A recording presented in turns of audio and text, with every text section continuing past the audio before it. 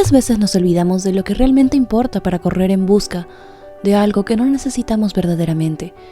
Ese era el caso de Adrián, que desde que había iniciado en el mundo de los negocios a muy temprana edad, ya no había parado.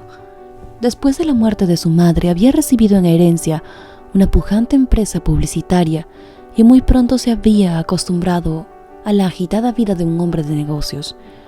Atrás habían quedado las charlas matutinas con su padre o la lectura de un buen libro tomando café. Ahora lo suyo eran los negocios y su nuevo trabajo ocupó su vida por completo.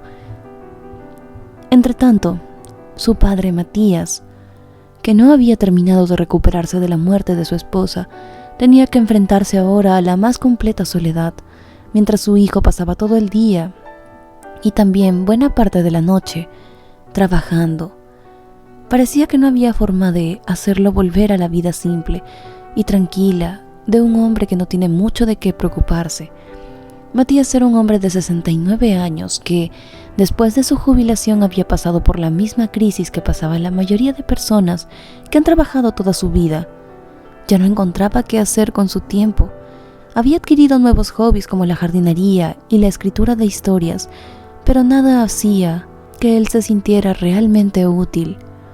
Por eso, cada día esperaba que su hijo le dedicara un tiempo, que conversara con él y que le contara sus problemas y le diera así un nuevo sentido a sus días. Pero eso nunca sucedía. Matías pasaba sus días solo y lo único que esperaba cada mes era el pago de su pensión para tener algún dinero para invertir en sus plantas y en sí mismo, pues a pesar de la gran cantidad de ingresos que tenía su hijo, este se había olvidado de su padre, que también tenía necesidades, y se había contentado únicamente con pagar la cuota de la deuda adquirida para que él pudiera estudiar en el exterior. La relación con su padre se había ido resquebrajando poco a poco, y Matías solía recordar las épocas de niñez de Adrián, cuando el niño no quería alejarse de su padre en ningún momento. Adrián había sido un niño tímido, que veía a su padre como el hombre más valiente del mundo y preocupaba imitar cada una de sus acciones y sus gestos. Matías y su esposa, por su parte, estaban muy orgullosos de su pequeño.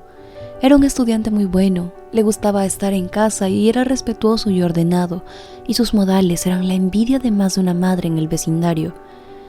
A ojos de los demás, lo tenían todo y ningún problema. Pero en la adolescencia, Adrián cambió. Se volvió huraño y le hablaba despectivamente a sus padres, pero ambos confiaban en que se trataba simplemente de una etapa, que su hijo pronto superaría y volvería a ser el mismo de Adrián, respetuoso y amoroso, que todo el mundo conocía. Sin embargo, su hijo no volvió a ser nunca el mismo de antes. Siempre los había respetado a pesar de todo, y había procurado estar cerca de ellos hasta que murió su madre. Fue entonces que, a la par que debía sobrellevar un duelo, tenía que aprender a administrar una empresa rápidamente, y en realidad nunca se le dio el tiempo para despedir verdaderamente a su madre. Al comienzo ese había sido el principal punto de discordia entre Matías y su hijo, la aparente indolencia de Adrián y su transformación en un hombre que solo vivía para el único propósito: hacer dinero. Tenía ya 40 años y no se había preocupado por formar una familia ni por acercarse a lo que quedaba de su familia. Y eso hacía sufrir mucho a Matías, su padre. Algunos meses después, el país atravesó por una aguda crisis que dejó la empresa al borde de la quiebra. Estaban completamente desesperados por mantener la nómina que se le estaba volviendo insostenible, y además, justo en ese momento, se había interesado por tener una novia, y se estresaba por no tener el suficiente dinero para invitarla a los mejores restaurantes. Y entonces, sin ningún pudor y sin vergüenza alguna, falsificó los documentos necesarios para retirar el dinero que le pagaban a su padre tras su jubilación. En su estrecha y materialista cabeza pensaba que Matías recibía demasiado dinero mensualmente y no necesitaba tanto. Así que seguramente no echaría en falta el dinero de un mes, pero se equivocaba. Cuando Matías se arregló con sus ropas más elegantes como cada vez al mes para ir a retirar su dinero, se encontró con la noticia de que su hijo había ido al día anterior y se había llevado el dinero, supuestamente con autorización de él. Le dijeron que tenían los documentos que lo comprobaban, pero Matías sabía que había sido un fraude. Sin embargo, no fue capaz de decir nada. No quería que los demás pensaran que su hijo era un ladrón. Lo único que pudo hacer en ese momento fue salir lentamente del banco, esperando encontrar pronto un transporte que lo pudiera llevar a casa.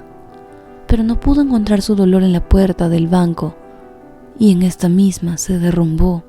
Se sentó allí, sin fuerzas para moverse, y lloró por varios minutos como un niño, hasta que el gerente del lugar salió a preguntarle qué pasaba. Segundos después también se habían acercado las autoridades y muchos curiosos más rodearon a Matías, esperando entender lo que sucedía. Cuando él les contó, todos quedaron conmovidos y más de uno acompañó al anciano en lágrimas. Sin embargo, pronto el dolor se convirtió en indignación y todos empezaron a decirle a Matías que no podía dejar las cosas así, que tenía que darle una lección a su hijo malcriado y desagradecido.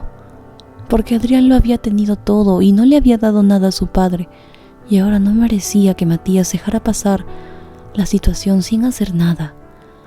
Ayudado por el gerente del banco y la policía, pronto dieron con el paradero de Adrián, y aunque Matías no podía con el dolor que sentía en el corazón, se dejó orientar para levantar la respectiva denuncia por suplantación y hurto, que tan merecidas las tenía Adrián.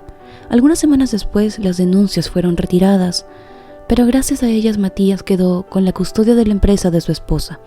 Aunque Adrián podría seguir trabajando allí, ya no tendría el control total y tendría que solicitar aprobación de parte de su padre para cualquier transacción.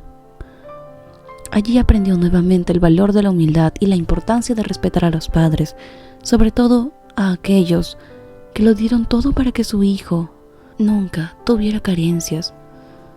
Si te gustó esta historia, no olvides dejarnos un like para hacérnoslo saber y dejarnos un bonito comentario si esta historia te ha gustado.